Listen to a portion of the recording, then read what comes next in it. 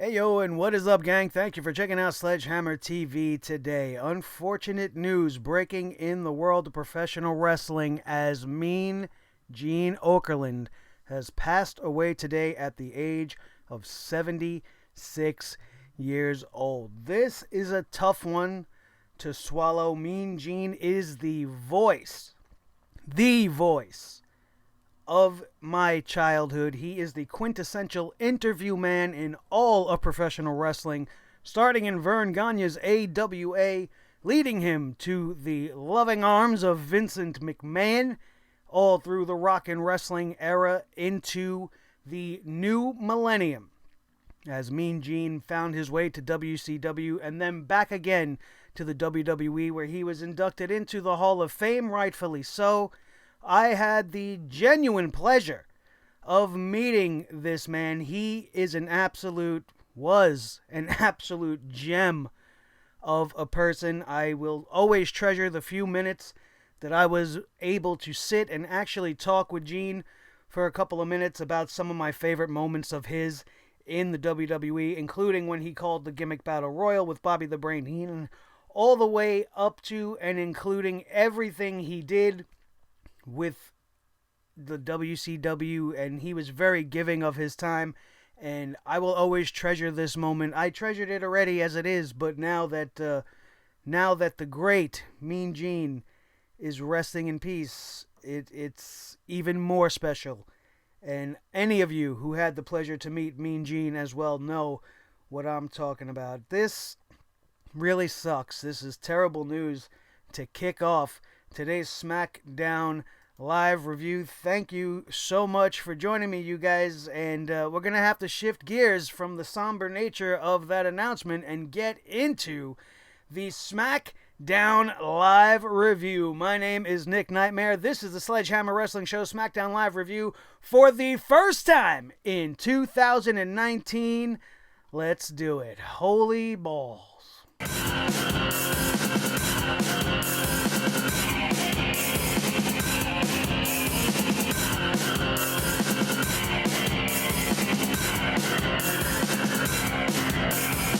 Sledgehammer Wrestling Show.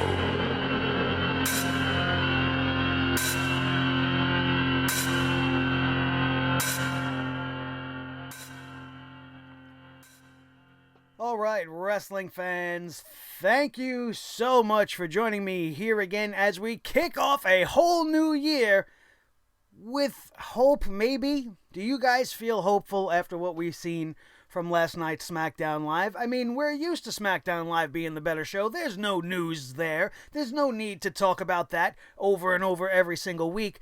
But I am here to tell you guys what I see. And what I see the WWE doing tonight was being a little bit lazy and kind of jumping the gun, especially when it comes to naming the new number one contender for the WWE Championship, currently being held by the new Daniel Bryan.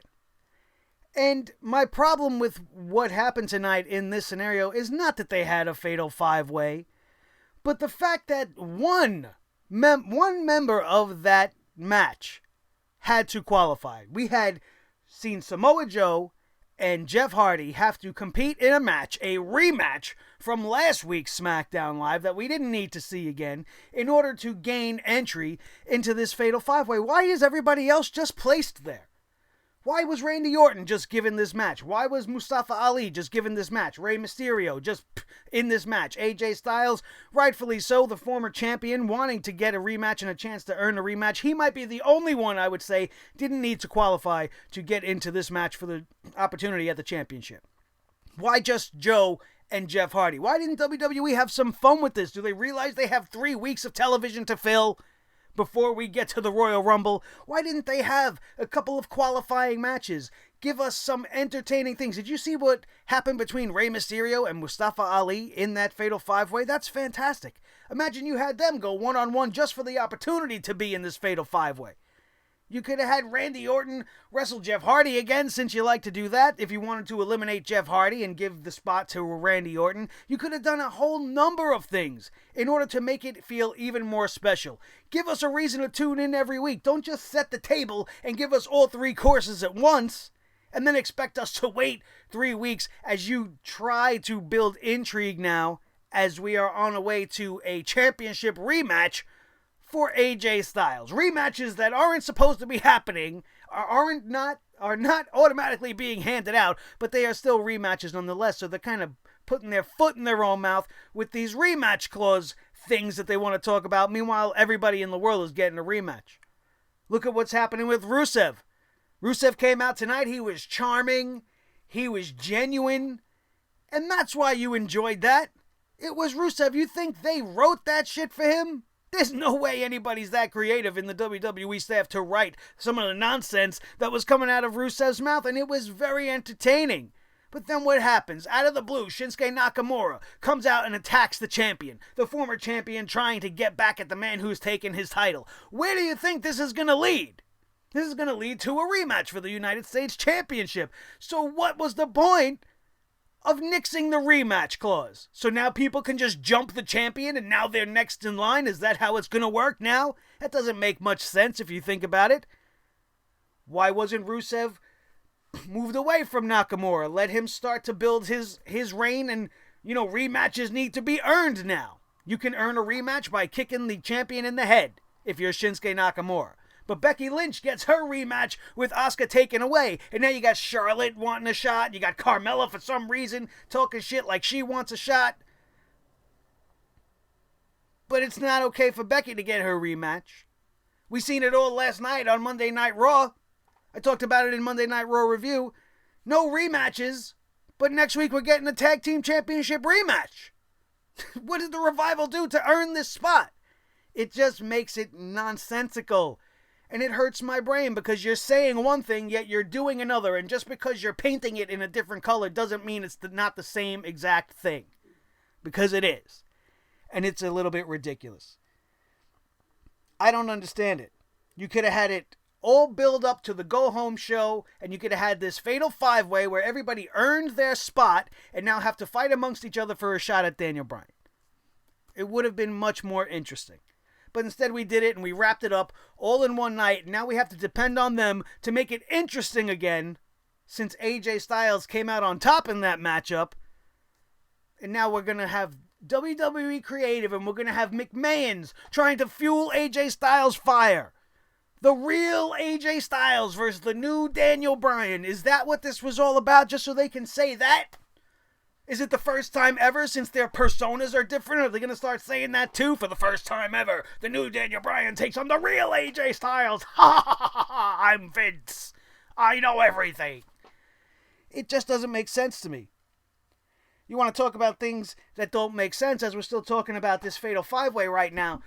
For Samoa Joe and Jeff Hardy's match, which was a good match. I actually thought it was a better match than last week. But again, last week we complained that the WWE didn't have a double count out. Why he got outside the ring and started to try to break up a fight that was going on the outside is beyond me. It's like referees in the WWE just forgot how to do their job. They don't know how to cash in Money in the Bank contracts. They don't know how to count to 10. And that happened again tonight, but in a different way. You had Samoa Joe and Jeff Hardy battling it out on the floor after a pretty decent match was going on, and the referee got to the count of 9. Samoa Joe beats the count, gets back into the ring. The referee stops counting and decides to go talk to Joe. Hey, Joe, you right? You need a hamburger? What's going on? Why'd you stop beating him up? Why are you back in the ring? What the fuck is he talking to him about? Why didn't he just count to 10 for Jeff Hardy? You're not supposed to interrupt the count because the other opponent got back in the ring. That's not how a count out works. This is a professional WWE referee. Doesn't he know his rule book?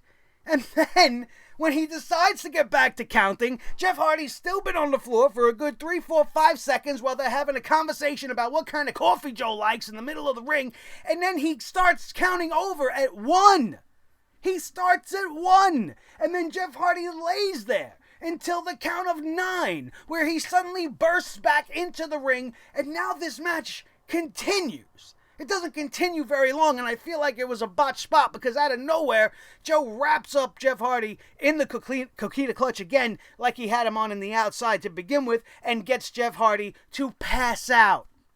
And here again is another inconsistency with the WWE that drives me mad. How did the ref know he was passed out?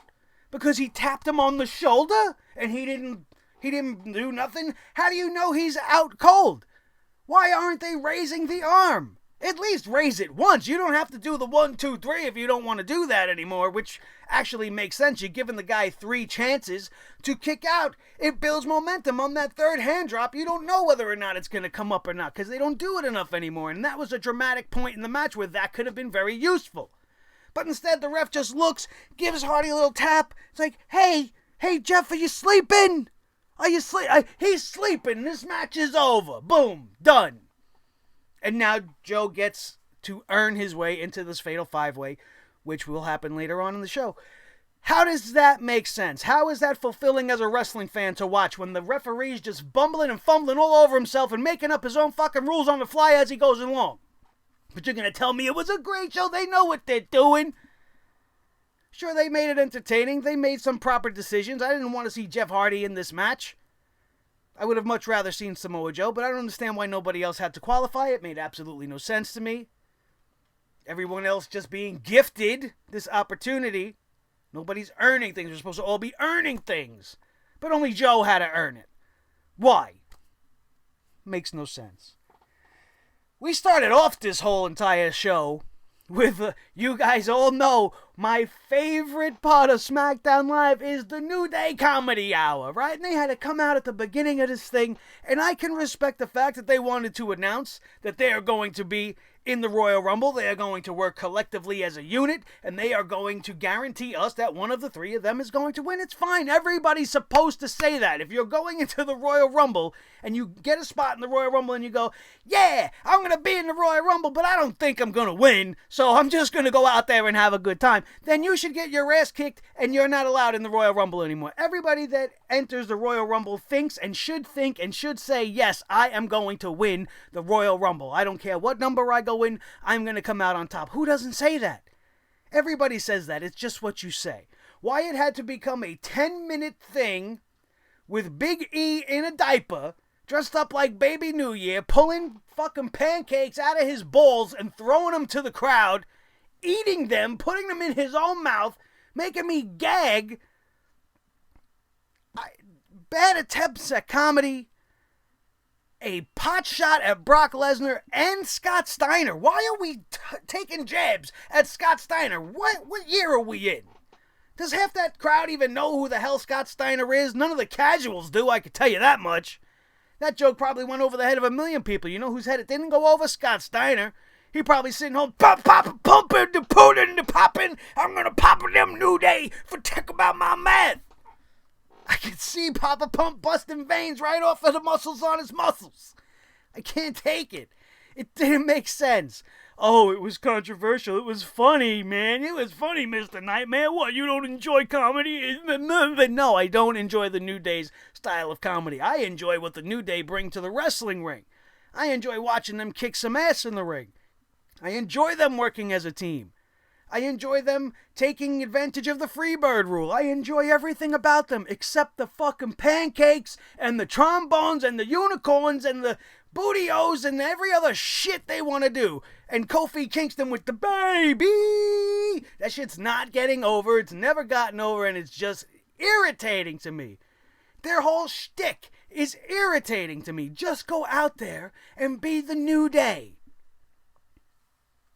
It didn't make sense, and it obviously pissed me off. And then they were out there for so long that their only other job, besides announcing that they were in the Royal Rumble and being very bad at comedy, was to introduce Jeff Hardy. And then they're standing in the ring, they're doing all the banner. For what? For what? They couldn't have had the announce team? Or what's her name when all her hippie goodness, Kayla Braxton, go up there and do her job?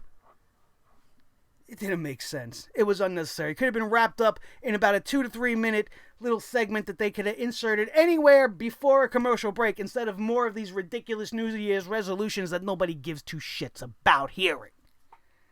Awful.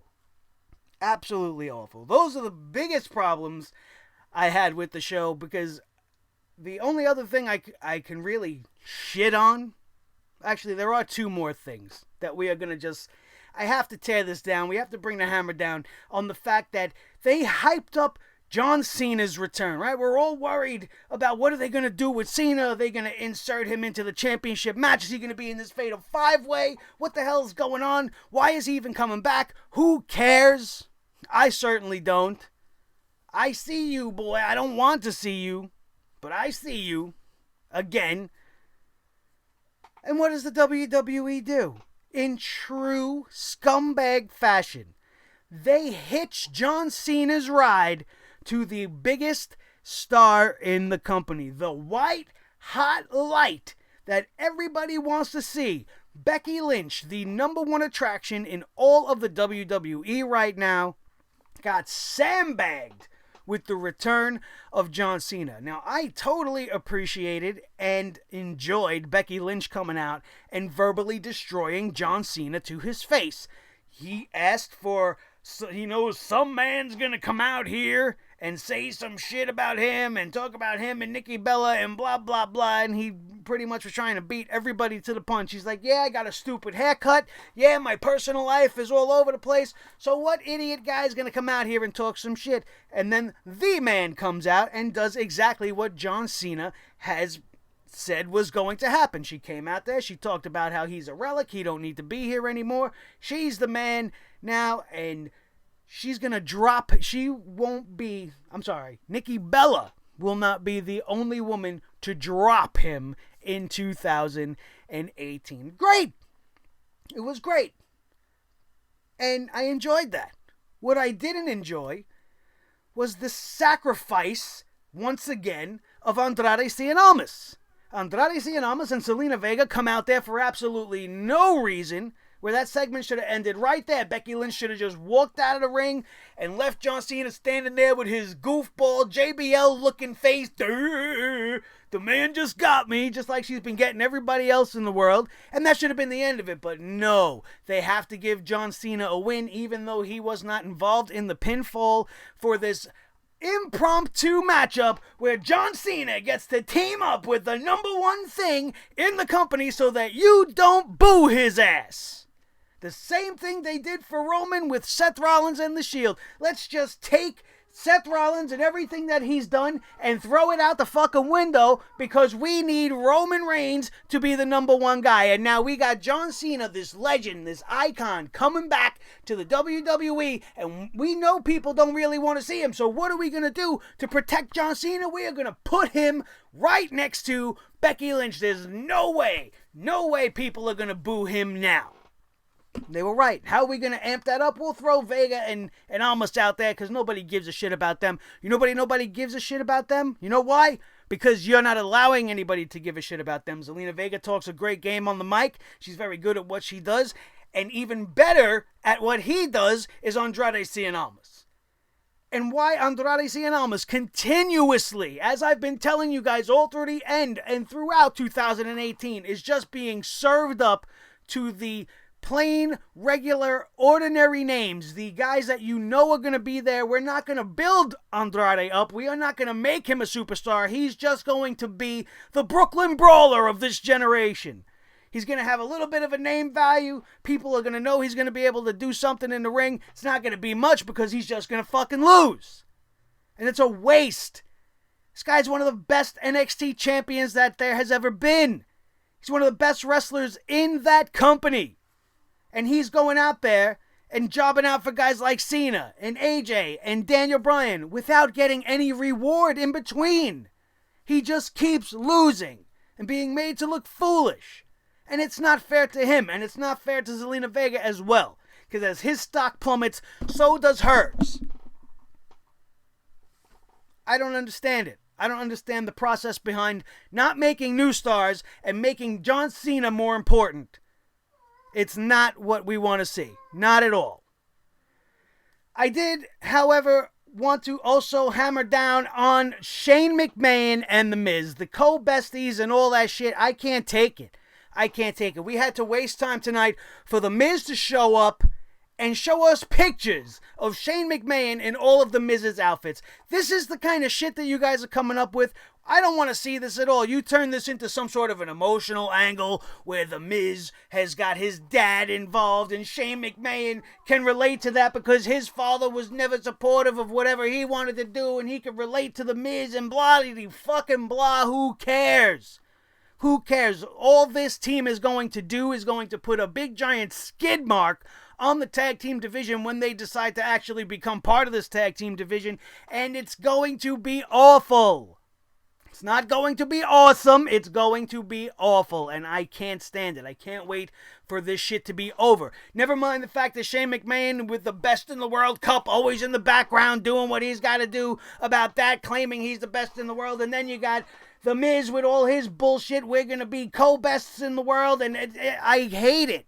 I hate it. The last thing I want to see is a McMahon doing anything else. I don't even want to see them in the back. Look at what having them on SmackDown Live did to AJ Styles tonight. They had to have some sort of a follow-up to what AJ Styles did to Vince McMahon, but there was no follow-up. There was no answers. There was nothing. There was AJ Styles coming in, being all amped up, talking shit, saying, oh, do you want to really see the real AJ Styles? Is that what you want? Because I can make it happen. Every time he had to awkwardly look off camera at the cue cards on the floor, the McMahons just sat there doing nothing, twiddling their thumbs, until Shane took something a little too personally. AJ stepped over the line by saying he's going to beat down the old man again, so Shane McMahon pops up out of his chair. Vince McMahon keeps them separated, and it was all for nothing.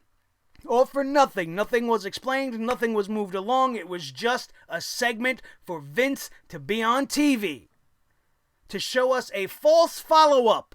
They tricked you into believing they're continuing on and giving you new information. They gave you nothing new.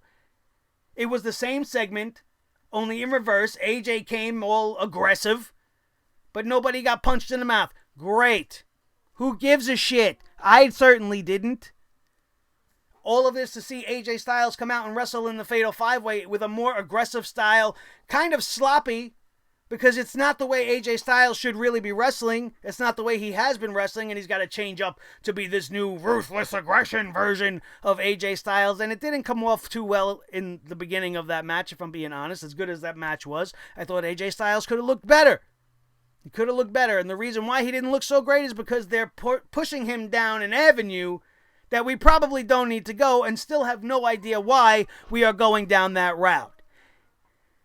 Finally, there is some things that I did enjoy, and this might come as a surprise to you guys, but I enjoyed what they did with Mandy Rose and Naomi tonight. This whole entire thing is Wrestling 101. Mandy Rose has potential. You've seen her on Tough Enough. She's not a slouch, but she just needs more practice, and she's almost there. She gets a little bit better every time I see her in action, but we haven't seen her in action in quite some time, and tonight we were going to really see her go one-on-one with Naomi. That was the advertised matchup. But then before the match starts off, Mandy Rose comes out. She's got Sonya Deville in tow. She takes her top off to reveal she's wearing a down since day one t-shirt. She's wearing Naomi's husband's gear, which is totally disrespectful, and I thought it was awesome. And then to take it even one step further, Mandy Rose, playing a little bit of mind games, set it up so that Naomi thought this match would be against her, but instead she's going to get Sonya Deville, which she was not ready for. Sonya Deville attacked from behind. This match went on a little bit, and the girls actually performed at a very good level, and then Mandy Rose got involved from the outside, causing a distraction, which allowed Sonya Deville to defeat Naomi. That's basic shit. That's basic shit, and it was great. It was great for both of these girls. If Vince McMahon is determined to have Mandy Rose at the top, this is the type of stuff he needs to do with her. But when she gets in the ring, she needs to go. She needs to know that she's ready, and she needs to perform at least at the same level as the girl that is opposite the ring from her. And I expect that to be the case. She has some sort of a chemistry with Naomi. I like that they're bringing this feud into social media, into reality, breaking the fourth wall. If you follow either of these girls on any of their accounts across social media, all you will see is them getting at each other. Mandy Rose being very disrespectful towards Naomi's relationship. There's a little bit of real heat behind it, and I enjoyed it. That's the type of stuff we should be seeing. We shouldn't be seeing Shane McMahon and The Miz being forced into a team and playing dress up on notepads tonight. We shouldn't be seeing John Cena being with Becky Lynch. That definitely shouldn't have been seen. Shinsuke Nakamura attacking Rusev after his whole thing, that's fine. That's fine. But if you're not allowed to have rematches and you need to earn your rematches, then this is not the way to go about getting rematches. And that's the only possible logical way this is going. And I don't want to see that. I don't want to see that any more than I wanted to see Big E in a giant fucking diaper at the beginning of this year. And if you're not an idiot, which I know you're not because you're a fan of this show, then you do realize that this was, in fact, not actually the first show of 2019. It was the last SmackDown live show of 2018. The show wasn't live. You could clearly tell. John Cena got a huge pop for his children's book. I'm sure that really happened. I'm sure Pittsburgh really gave two fucks about a children's book that John Cena wrote. We talked about it last week. We talked about it last night. The canned laughs or the canned cheers or whatever you want to tell. It's so obvious. And it's annoying. And I wish that some of this stuff should have been saved for the live shows. And I wish the Fatal 5-Way they took a little bit more care in handling in their lead up to the Royal Rumble, making it more interesting. Because we could have got a lot of great matches out of that. Instead, we got a great Fatal 5-Way tonight where Mustafa Ali and Rey Mysterio kind of stole the show. Randy Orton was his vicious Viper self. Samoa Joe made his presence known on many occasions. It was a very high-paced, very intense back-and-forth match. We've seen AJ exploded through the announce table with a vicious side slam by Samoa Joe.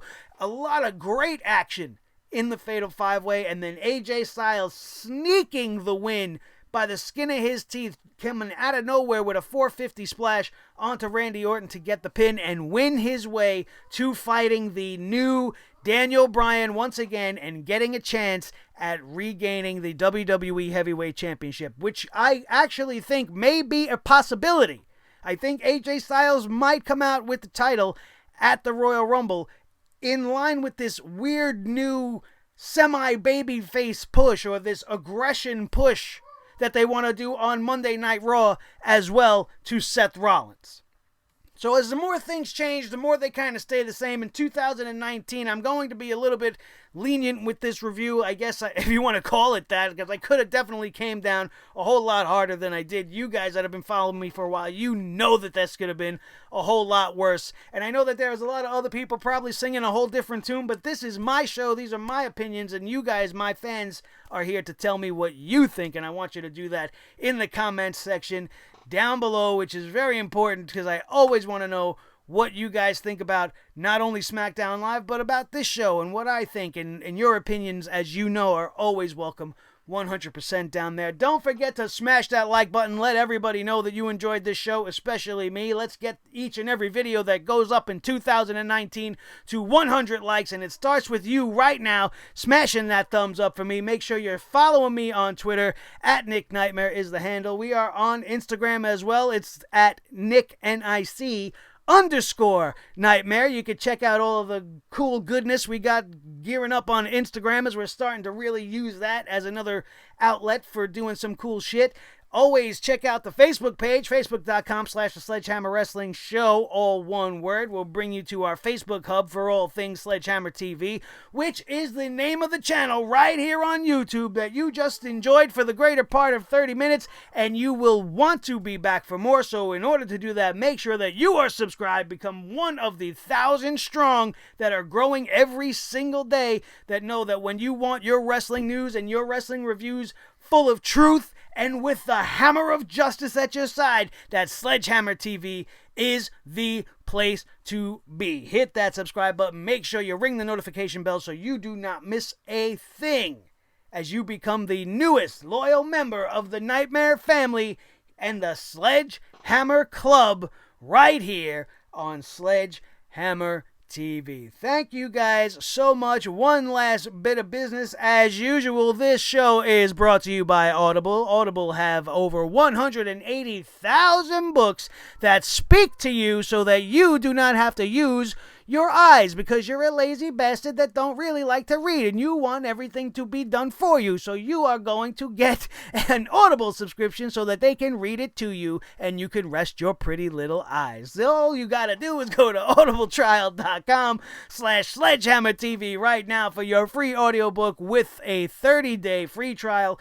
Cancel the free trial even at the 30-day mark. You will not be charged a goddamn thing, and you will be able to keep whatever book you enjoyed. Don't forget to get at me with the books you choose and let me know if it's worth a listen to, because I, as well as you guys, enjoy listening to books as well and might join you in listening to the same shit. So let me know what you guys were checking out as you do that. And once again, good night and good luck to the greatest interview man in all of sports entertainment, the incomparable, the inspirational Mean Gene Okerlund. Rest in peace. God bless your soul, and hope you are finally feeling better wherever you are at right now. My name is Nick Nightmare. This is the team, Thor the Sledgehammer, the official sledgehammer of the Sledgehammer Wrestling Show and the Wrestling God of Thunder, his tag team partner, the world heavyweight champion of all the microphones in all the world. He takes a licking and keeps on ticking, Mr. Blue the Snowball. And the most important member of the team, as always, is you guys. Thank you all for being here once again. That, my friends, is going to do it, and we are out of here, and we will see you next time right here on your new favorite wrestling show for 2019 and beyond, the Sledgehammer Wrestling Show, right here on Sledgehammer TV.